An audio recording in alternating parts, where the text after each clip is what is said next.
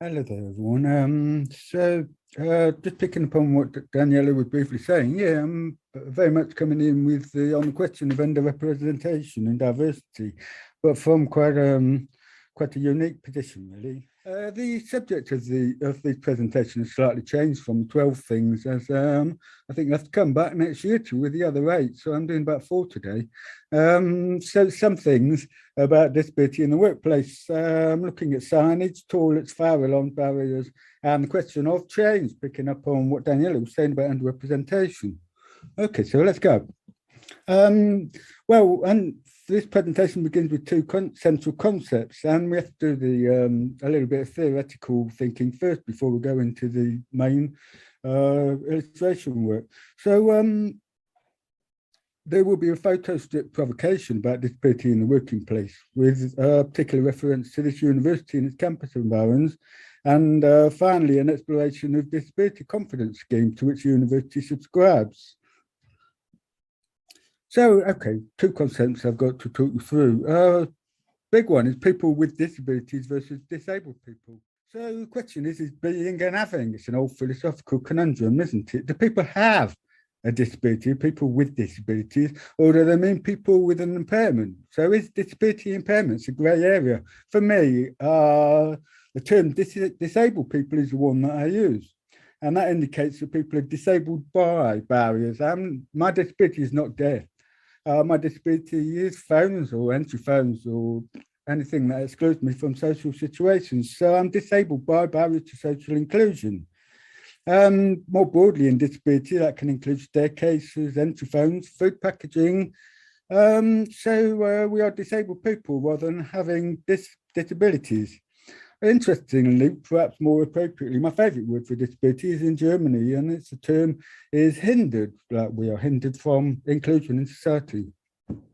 Okay, second concept I want to think about before we plunge into the main piece is disabled versus non-disabled. And are these terms actually oppositions? Is disability an exclusive category?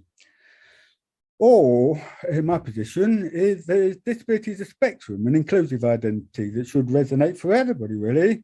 If not now, then it's something you've got to look forward to in the future, isn't it, really?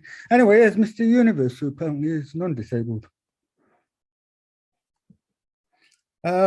So I'm going to talk through a photo strip, which I went around campus last week over one day, taking photographs of different scenarios that disabled people might find themselves in, and which might be transparently obvious to non-disabled. So the iconography and language of public ceremonies can be very revealing, particularly to reflect upon the status of disabled people in the workplace.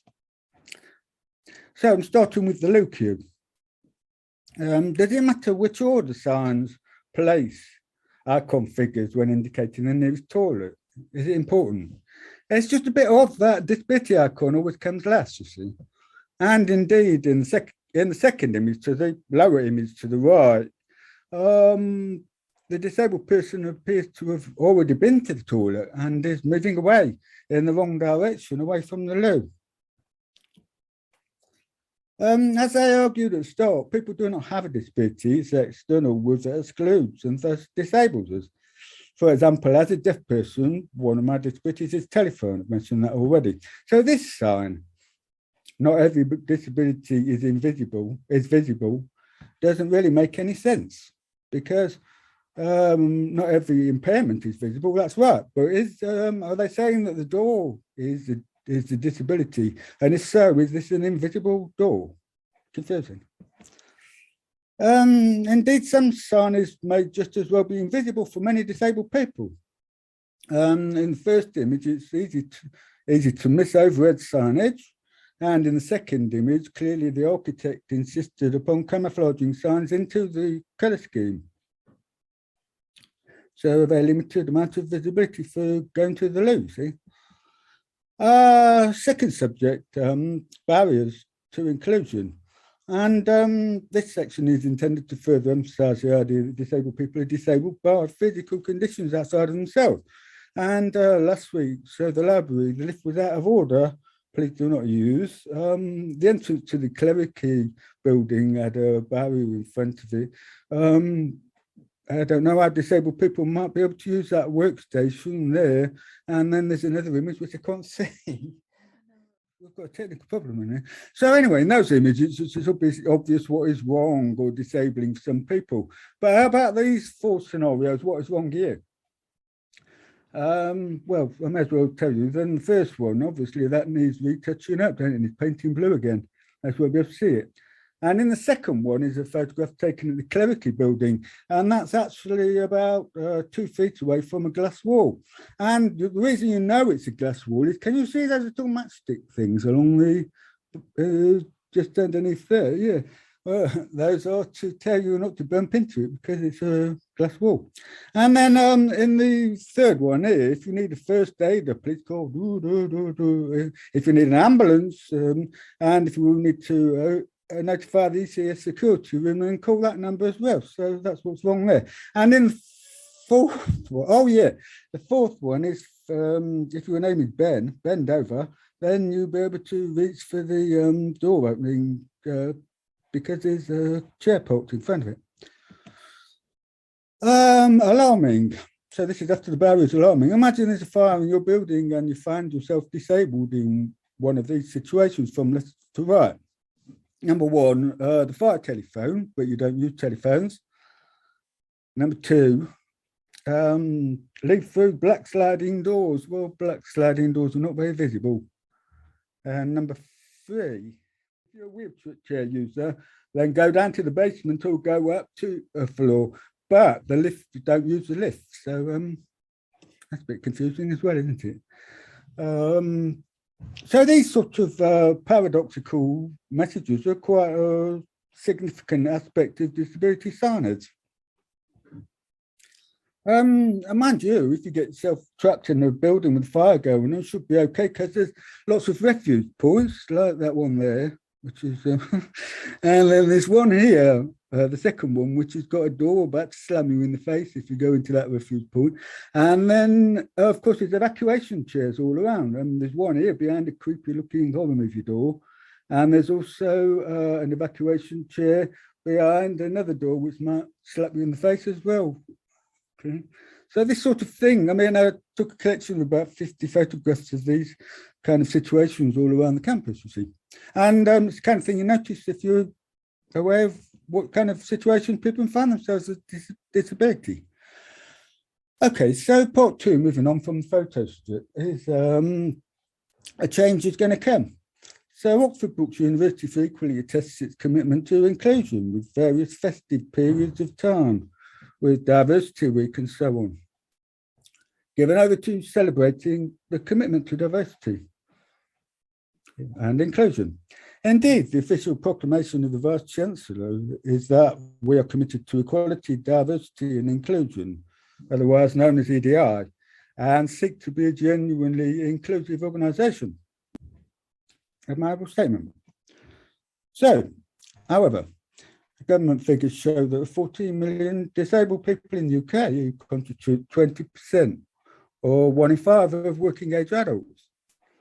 In 2017, there were just 1 in 50 of these disabled people who had experienced higher education.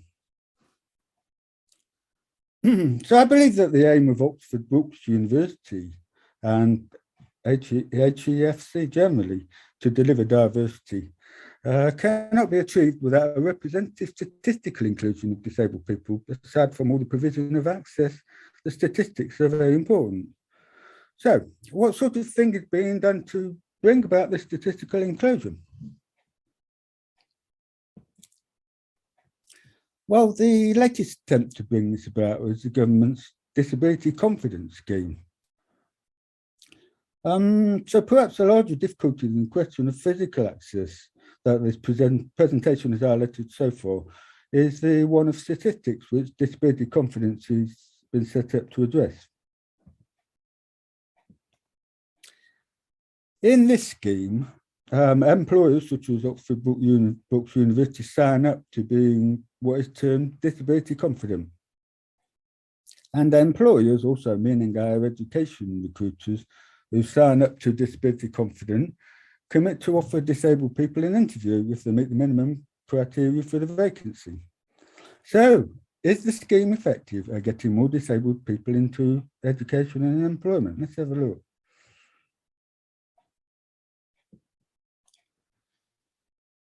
Before answering, firstly, it was a short detour through disability history. In 1996, the first piece of anti-discrimination legislation was passed in the UK Parliament as the Disability Discrimination Act, the DDA. And this was later absorbed into 2010 Equality Act. The central recommendation in both of these acts was for employers to make reasonable adjustments in order to provide disability access without legally defining what was reasonable or not. Oxford Brookes University, for example, has published a document titled Reasonable Adjustment Framework, which includes the following. What is considered reasonable will depend on circumstances related to available resources, cost, and practicality. That doesn't really give you a very secure notion of what the reasonable adjustments might be, because for me, available resources can be almost anything. And an institution that earns, what is it, so many million a year, how do we evaluate the reasonable amount of cost? And the practicality, well, let's just say we needed a lift building or something like that. Well, every year there's a new building put up around, every few years there's a new building put up around campus. So there's a huge amount of cost for that practicality.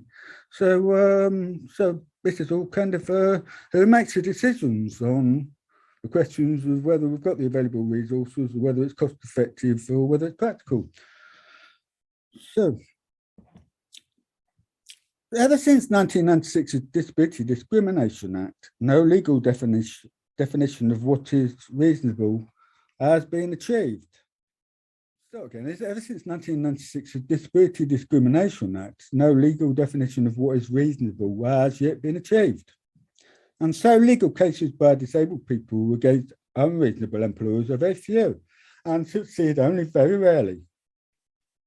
Indeed, in the 10 years following the Disability Discrimination Act, the unemployment figures for disabled people actually rose.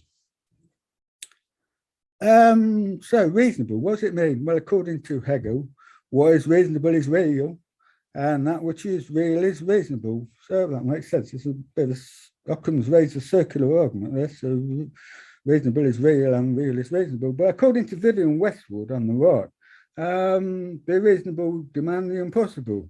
And that's much more in tune with my own thinking, actually. Be reasonable, demand the impossible.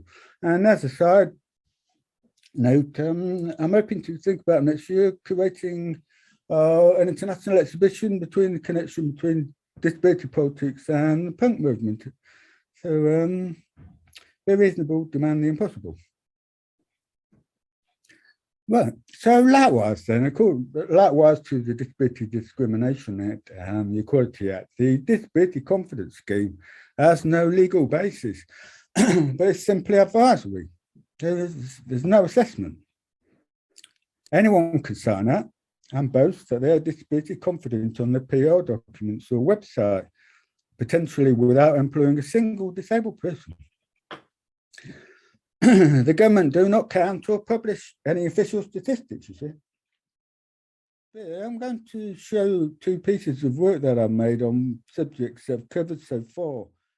And in 2017, I made a busking performance. This was in Folkestone, and Folkestone Triennial, which involved taking to the street and singing 30 pages of the Disability Discrimination Act to the passing public.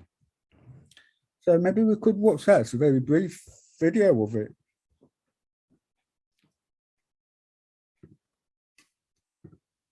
Subject to right and to right. Subject to right.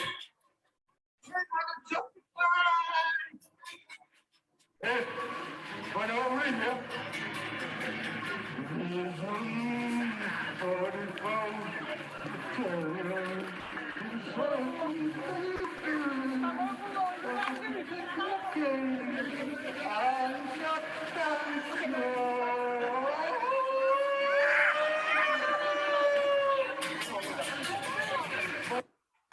Okay, thank you. Yeah, this piece has got no sound. It was made in 2010. And I took to the streets of Liverpool with a candid camera person and some barricade. And in an act of reversal, went around excluding members of the public from various areas of the city.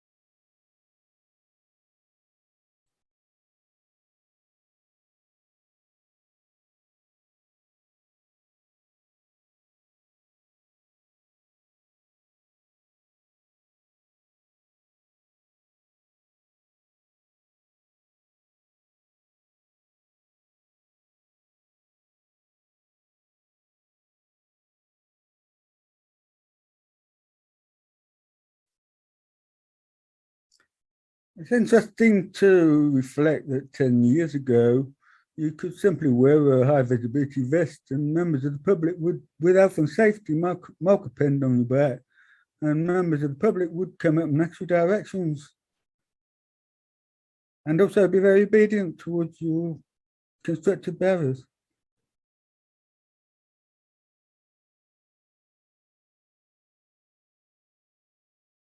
This is Tate Liverpool, and I'm very proud of the fact that I managed to close it for around 10 minutes, I think.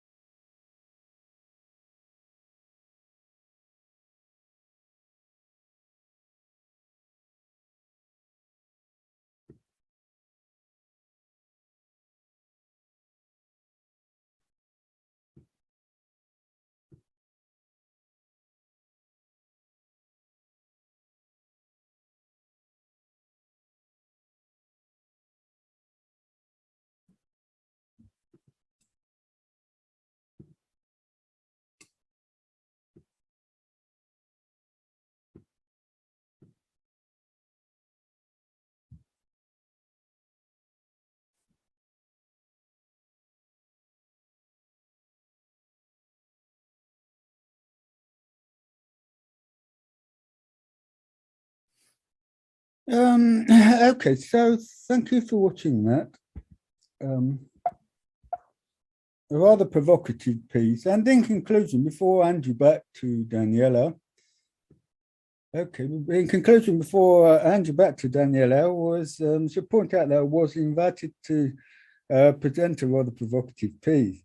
And so this is a provocation about not necessarily my personal experience around Oxford Brookes University, but firstly, there's a question of access. And I think that the practical signage and some of the physical conditions around the university could be improved. And then secondly, took us through a detour through how the question of statistical inclusion is being addressed by such schemes as disability confident and whether these things have an effect at all. So we have I've ended quite a bit ahead of time, so I'd be very pleased if people had any questions to pose to me. We've got a lot of time. Thank you, Aaron. This is great. And I knew you would be able to produce a provocative piece.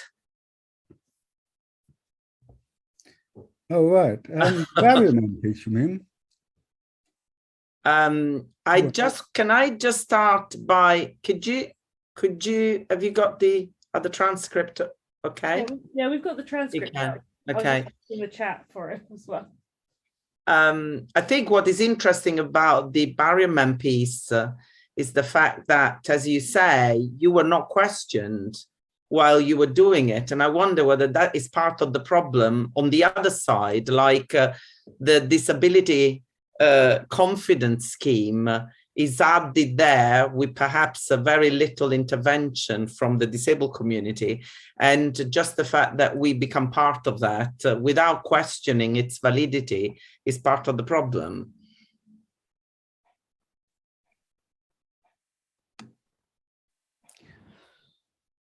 Can I just catch up with that? Just felt that we become part of that without questions. I'm not clear. Could you ask the question briefly again, please? It's a bit. I will. Maybe I'll read you. Maybe we go through the questions in the chat, and I'll add mine. So the first one is, what was the reaction to the video? Okay, so I'm going to reply to Alex Moss. Yes. Hello, Alex. And the overall public reaction to this video when filming. Well, it was in Liverpool, and hello. Yeah, it was in Liverpool, and it was on a football day actually. So already there was like a high incidence of traffic, and like security people on those sort of days have a lot of authority, I guess. And as I say, a reflection on, I don't think we'll be able to do that piece nowadays. 10 years ago, it was the public were much more compliant than they are today. Let's put it like that. And so I think most of the time, because my camera person was hidden, it was an old digital camera in the base of a handbag that was swiveled around like this to customers who were doing it. And then occasionally we'd have the police come around and ask us what on earth we were doing. And we said we were artists making a film on streets, you know. And so they're fine, okay, but move along. And so we'd just go around the corner and collect our little barrier things and then go and set up again and start filming. But then for the public reaction to it, was quite, I was surprised. I expected to end up in prison or something like this, you know. But I think it's part of the civic environment of that particular time to obey public signage. And that goes into the theme of the talk as a whole about how we respond to the signs that we're given. Go on, Alex.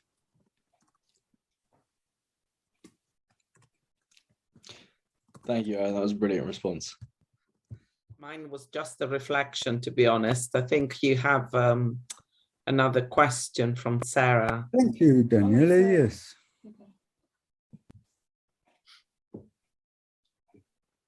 No, this is the first time I've presented it. And I was saying to Daniela this, just before we started that I hope I don't lose my job.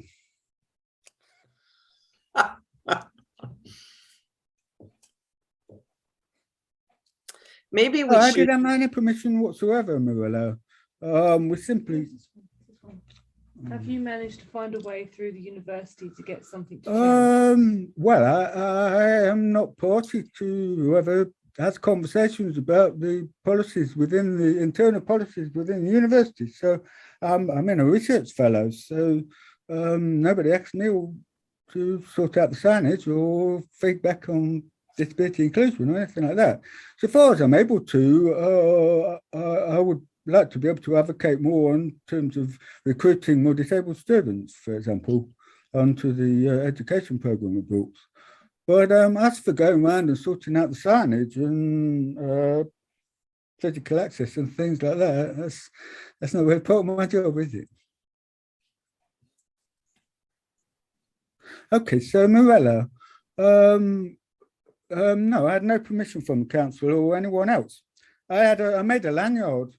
And whenever people did ask for authority, which was only a couple of times really, but the lanyard said artists working for an art festival. And so that was basically it. All right. So Anna's never actually asked for reasonable adjustment. Right. Well, I think that is that's part of it, Anna, about whether asking for a reasonable adjustment also asks you to reveal what's wrong with you rather than just saying, I mean, disabled people within the movement, we don't specify what's wrong with us. You know, we are disabled people under an umbrella term. And so it serves no purpose whatsoever to nominate what our impairments are, you see. So we are collective identity. And so the bad thing about the reasonable adjustment clause in these equality acts and so on is that you automatically reveal whether you are epileptic or whether whatever it is wrong with you, you know, rather than just disabled person. So it's a way of medicalizing disability experience, which is something we will try to avoid.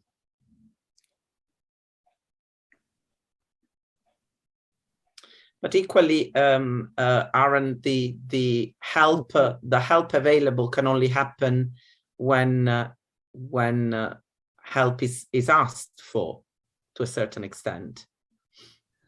I think what we should really stop is having a disabled scheme or scheme in support of disability set up by people that may not know very much about it. Well, yeah, I mean, most people just live through the campus and say, hey, we've got disability signs all around us, you know, great. But I don't rely on them to actually get them up a floor or get them out of the building or practical circumstances of it. So it looks good. It looks like we're doing something, you know. Exactly. Rachel, Ambrose. Well, first of all, Morella's got a question. I'll do Morella first. Okay, so allow some people to pass. Barriers are more obvious. Well, I think that's a little bit too metaphorical. I was just reacting to the situation, really. I mean, if some big bruisey looking guy came up and said, I mean, there's a clip in the video where an old lady carrying shopping, a mature lady, sorry, carrying shopping bags, ignores the barrier and just steps over it. I mean, shouts to me, piss off. and other people were very obedient. And then if it was a big, heavy looking football fan coming up, then I would, say, yeah, off you go through, you know. And so there was, I was reacting to physical body language as much as anything, you see. And that is, the film is very selective from around maybe about 2.5 hours of footage, you see. Okay, so Rachel Ambrose, and so about your mum, right. Okay, so I don't usually engage myself, but yeah, I mean,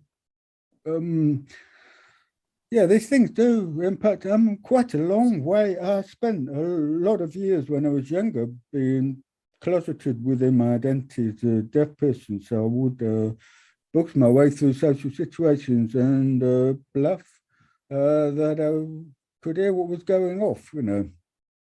And so it took me quite a while until my early 30s, I guess, until I became part of the political protest movement for disability rights. And at that point, I threw off all of my intrinsic social insecurities and decided to validate my experience. And so where we are now, where you know, it's like I thought about changing my name to Deaf Williamson. So that instead of having to go into shops and everything and explain I'm deaf, it serves two purposes. That's my name and my condition, you know.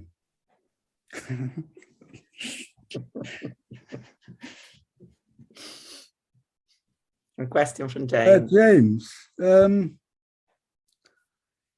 Yeah, I do. Yeah, I mean, there's a segregation at work. I mean, there's nowadays there's what's called integration, isn't there?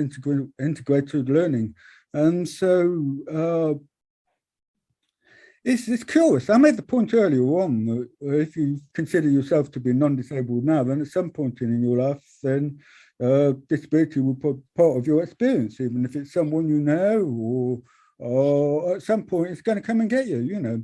So the point I was making there is I don't want to see it as a ring-fenced, segregated community, and so the way forward with that is that we should be reaching out to primary, secondary school kids where there's no stigma around disability, and that the people feel that they can explain and participate in society without feeling inferior in any way. So the earlier that starts, then the better. Mirella, have you tried to engage other people with disabilities?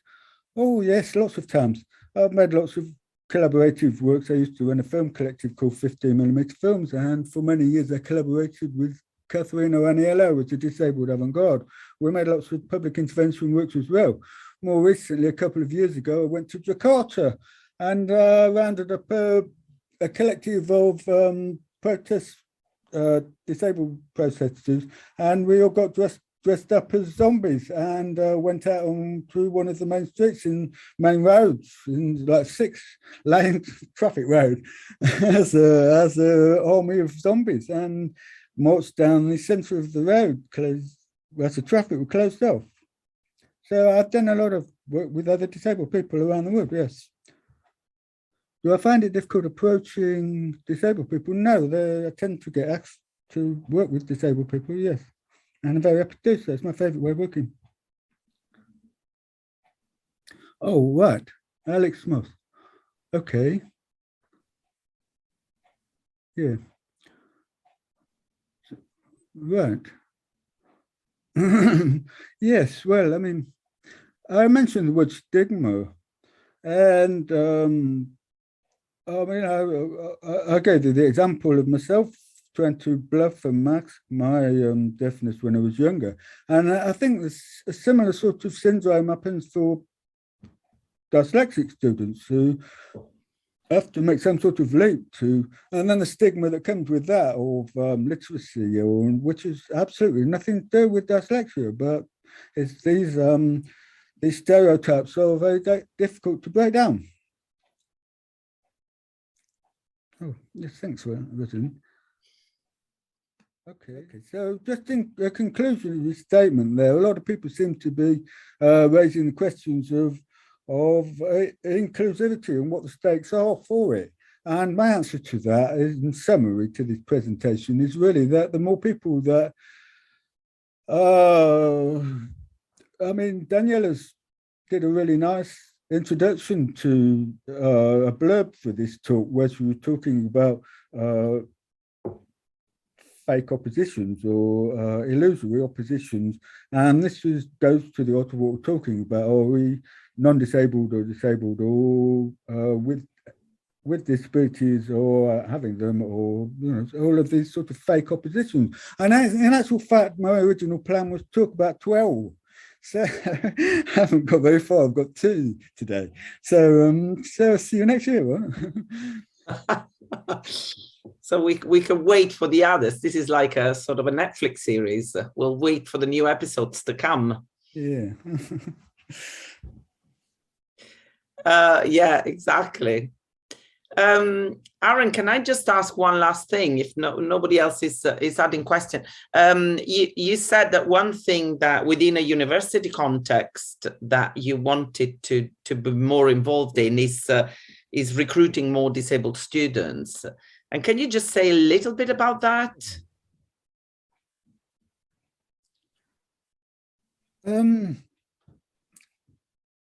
Well, it's a rather large question. Yeah. I think the best way to think about that, Danielle, is to start at the top, really, with PhD supervisions. And I mean, I think I can see that statistically, there's probably more inclusion as you go down the feeding chain in education, and perhaps there's more of a, paradoxically, more of a positive outlook in, let's say, the foundational department than there is right at the top. Partly because it's difficult for disabled students to reach up to that level because they are dissuaded from doing so at some point, you know. So I think that a really good way of going about including more disabled students would be to start at the top and offer PhD studentship to disabled people. Interesting.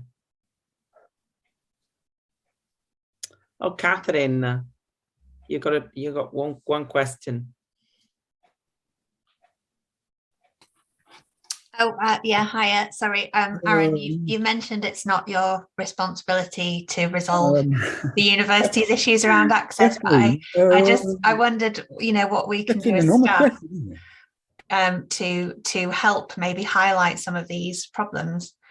If there's anything we could do to take it forward, or you know, what you think might be useful to highlight in future.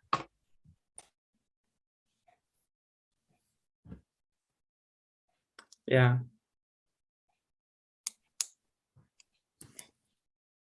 Well, as I said, my priority here is to think about more inclusion for students, and rather than solving the practical thing, what I would advise in terms of the practical thing is there are agencies to, with varying degrees of reliability, to assess and analyze whether,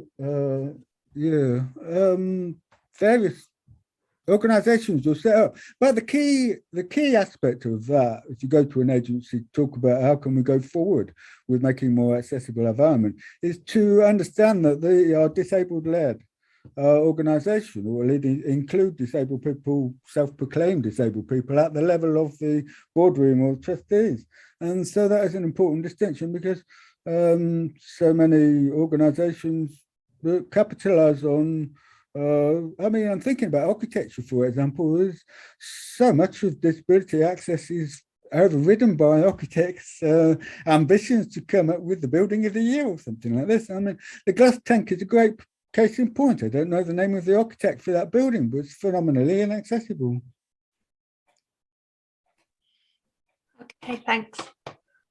I think that Artie's comment is quite, I think a comment is quite sort of striking. You know, I think it really confirms the fact that we certainly need to do more about this. You know, putting students off in continuing studying. Hello, Artie. And so friends of yours doing their main PhDs. Yes, okay, struggling sort. Yeah, reasonable adjustments. Yeah, it certainly is a barrier, this reasonable adjustments thing. And like you say, it puts people off. And there's no reason why it should. It's an intrusion upon privacy, and one that most people are confronted with. It shouldn't be there. And I'm really sorry to hear that you've been put off by this problem. And I hope you come back and try and address it more proactively, and maybe protest against it or something like this. The disability movement is out there. It's very politicized. You can find it.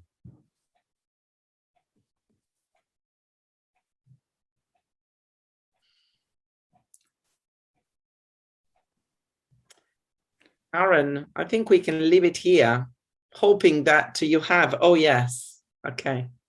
I had a wonderful experience in a BA, and it turns out in a small All right, minority. well, good luck, Archie. Good. Good. I think we leave it on this very positive note. Let me just thank you, Aaron, as always, provocative, making us think, and entertainment as well. So that's wonderful. Thank you very much. Thank you, everyone. Thank you. Right.